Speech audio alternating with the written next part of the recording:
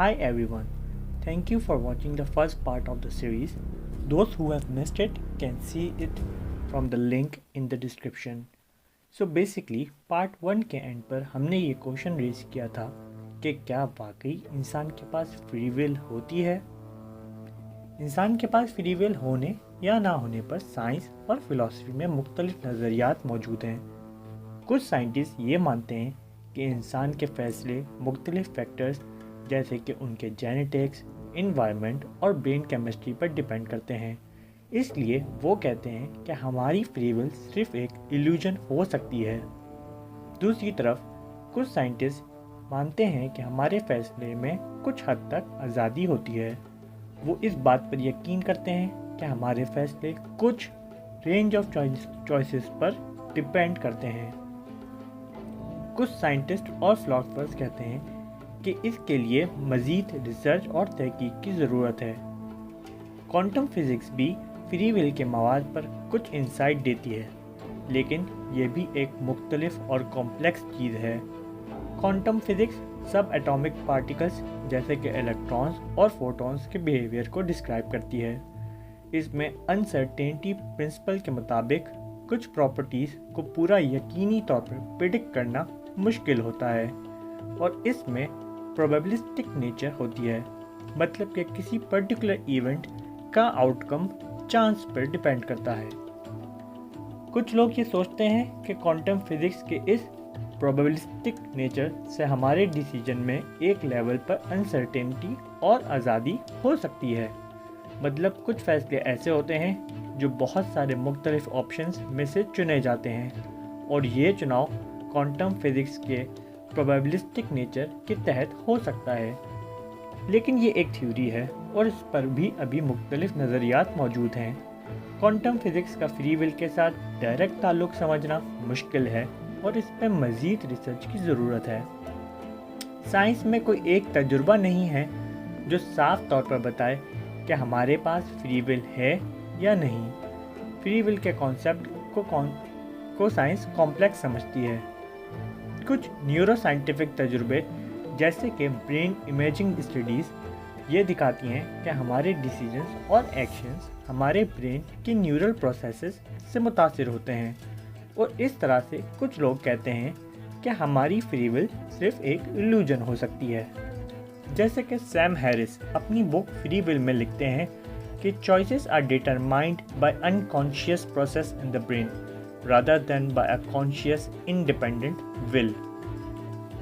आइए अब इस सवाल को या फ्री विल को रिलीजन इस्लाम के पर्सपेक्टिव से समझते हैं। कुरान में इंसानी आज़ादी यानी कि फ्री विल पे बहुत सारी आयत मौजूद हैं। ये आयत इंसानों को उनके फैसले और अमल पर सोचने और उनकी ज़िम्मेदारी उठाने की हिदायत देती हैं। अल्लाह ने 3 चीज़ें इंसान को ऐसी दी हैं जिसको वो चाह कर भी चेंज नहीं कर सकता। नंबर 1, हमारे पेरेंट्स, हमारे जीन्स हम कभी भी चेंज नहीं कर सकते। नंबर 2, हम जिस एनवायरनमेंट में पैदा होते हैं उस पर भी हमारा कोई इख्तियार नहीं होता। और नंबर 3 है हमारी डेथ, मतलब कि मौत। शुरू के 3 या 4 साल तक वो पीरियड होता है जिसमें इंसान का दिमाग डेवलप हो रहा होता है, तो बच्चे को जो एनवायरनमेंट मिलता है उसका ब्रेन उसी तरह डेवलप होता है। अब मैं आपको समझाता हूँ कि अगर हमारे पास फ्री विल है तो तकदीर किस चीज़ को कहते हैं। तकदीर का मतलब है वो एक्शंस जो हम अपनी मर्ज़ी से लेते हैं, लेकिन उसकी नॉलेज अल्लाह को पहले से होती है। आसान अल्फाज में आप ये सोचें कि अगर आप एक दिन के लिए फ्यूचर में चले जाएं और वापस आ जाएं तो आपको ये पहले से पता होगा कि अगले दिन कौन क्या करेगा।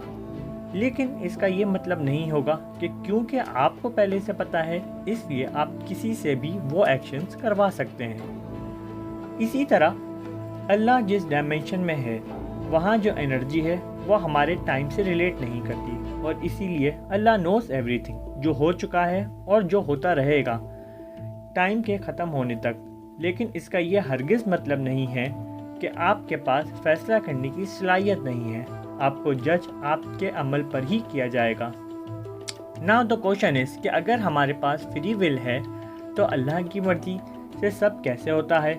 اس کا جواب یہ ہے کہ اللہ کی مرضی ہے، اسی لیے ہم خود فیصلہ کرتے ہیں، اور جہاں ہم اپنی مرضی نہیں چلا سکتے وہاں ہم اللہ سے دعا کرتے ہیں۔ فار ایگزامپل، ایک شخص اپنا کاروبار شروع کرنے کا ارادہ کرتا ہے اور اس کے لیے وہ سارے دنیا کے راستے اختیار کر کے کاروبار شروع کر دیتا ہے۔ اللہ کی مرضی تھی تو اس نے یہ فیصلہ کیا اور اس کے لیے اس کے سارے کام اس نے اختیار کیے۔ اب آپ سپوز کریں کہ اس نے ہر چیز بالکل صحیح سے کی، اس کے بعد بھی کوئی بڑے سے بڑا بزنس مین یہ گارنٹی نہیں دے سکتا کہ اس کا کاروبار چلے گا یا نہیں چلے گا، یا اس کا کاروبار میں کتنی برکت ہوگی۔ ایسا نہیں ہو سکتا کیونکہ یہ بات صرف اس کی محنت پر ڈیپینڈ نہیں کرتی، بلکہ کسٹمر بیہیویئر اور مارکیٹ کے بہت سارے ادر فیکٹرز پر بھی ڈیپینڈ کرتی ہے، جس کی کوئی گارنٹی نہیں ہوتی۔ تو اب اس کو اپنی قسمت یعنی کہ اپنی تقدیر کی طرف لوٹ کر جانا ہوتا ہے۔ اب دوسرا سوال یہ ہے کہ اگر اس کا رزق پہلے سے لکھا ہوا تھا تو اگر وہ اتنی محنت نہیں بھی کرتا تو بھی اس کو اتنا ہی رزق ملتا، تو بے شک اس کو رزق اتنا ہی ملتا، بھلے سے وہ بھیک مانگتا یا چوری کرتا یا اپنے گھر میں سست پڑا رہتا، اس کو رزق اتنا ہی ملتا جتنا اس کو کاروبار کرنے کے بعد ملے گا۔ لیکن اس کو جو ہے وہ کوئی ثواب نہیں ملتا کاروبار کرنے کے لیے، اس کو اس بات کا ثواب نہیں ملتا کہ وہ محنت کر رہا ہے، اس کو اس بات کا بھی ثواب نہیں ملتا کہ وہ کسی سے ایمانداری سے ڈیل کرتا، بلکہ الٹا اس کو اس بات کا گناہ ملتا کہ اس نے جو ہے وہ سستی دکھائی، یا اس نے کسی سے بھیک مانگی، یا اس نے جو ہے وہ چوری کا راستہ اختیار کیا۔ اسی لیے ہم اپنی جنت اور دوزخ کے خود ذمہ دار ہیں۔ اسی لیے ہمیں ہر وقت اللہ سے دعا کرنی چاہیے کہ وہ ہمیں سیدھے راستے پر چلائیں۔ Thank you so much for watching this episode. Please subscribe to my channel for more interesting videos. Thank you.